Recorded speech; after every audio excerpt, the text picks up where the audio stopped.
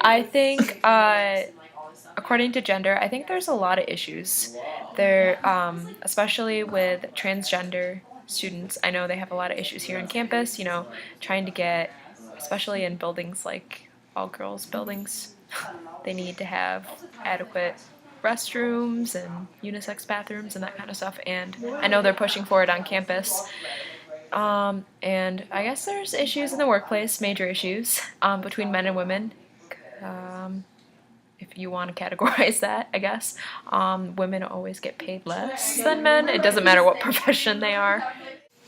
Yeah, so one of the things being in higher education that I think is interesting is that since 1982, most college graduates, those who have completed, are women. And that going into college, it's mostly women. It's very close, obviously. It's around like 56% women versus men and that. But then you also think about how many people are in upper administrative positions, and you also think about how many professors are male versus female, and there's a big gap. So I think that that's an interesting idea. So in the Sears Corporation, I definitely see a stigma between male and female.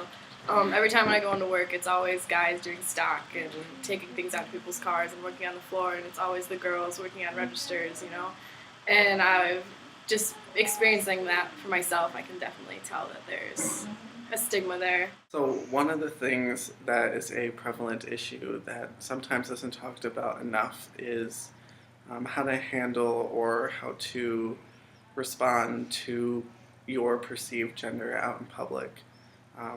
At home, you can, depending on who's in your house, if it's just you, you can express yourself how you actually feel, and you don't have to really worry about how people perceive you. When you're on public, you have the issue where people are going to judge you and perceive you a certain way. That's human nature and it's inevitable. Which has the most oppression these days happens to be within the workforce. Female and male roles are still seen as being opposite. In most cases, females are still seen to have a glass ceiling and cannot go above that, whereas males seem to have more privilege, get higher pay, and also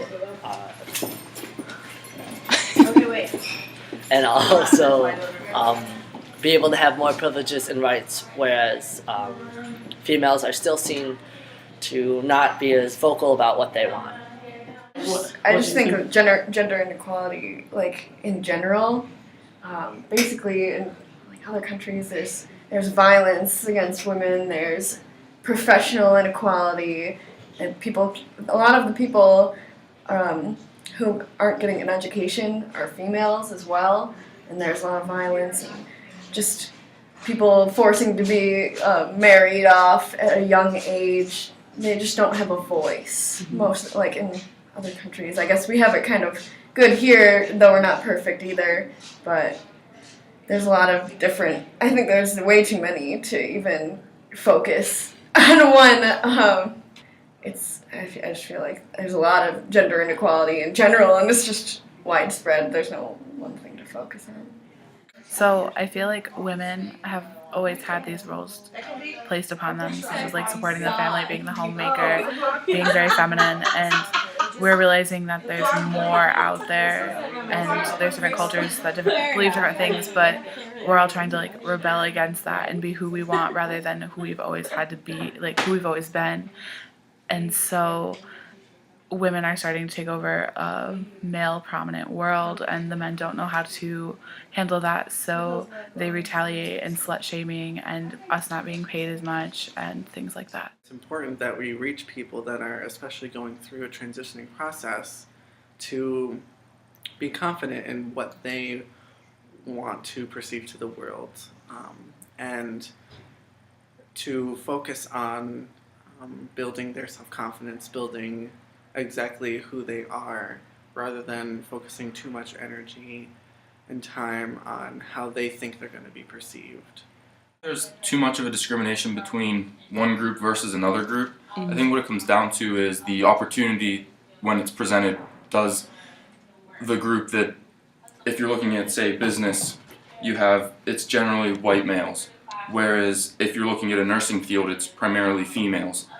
And so when you're looking at each different section, you're going to have in the business, is the female being promoted appropriately, whereas if you have in a nursing setting, is the male who is the minority going to be promoted equally.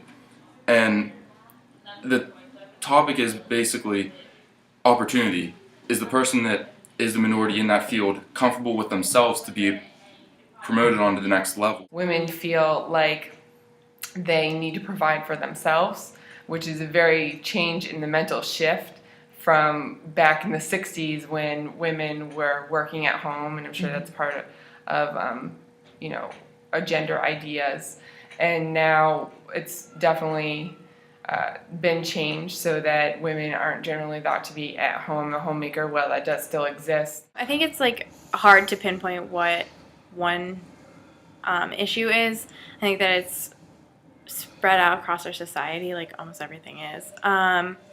There's obviously the concerns about recognizing different genders and things like that going on, but the fact that it continues to be pervasive in the work environment, I think is a huge issue. That white women still make about 70 cents to a white man's dollar. Black women make about, I think it's 60, and Latino women make about 50 or 40, something like that. The fact that it's still dominated by color and by the gender issues that are going on right there, I think has made it necessary to look back at our work environments and address that issue predominantly.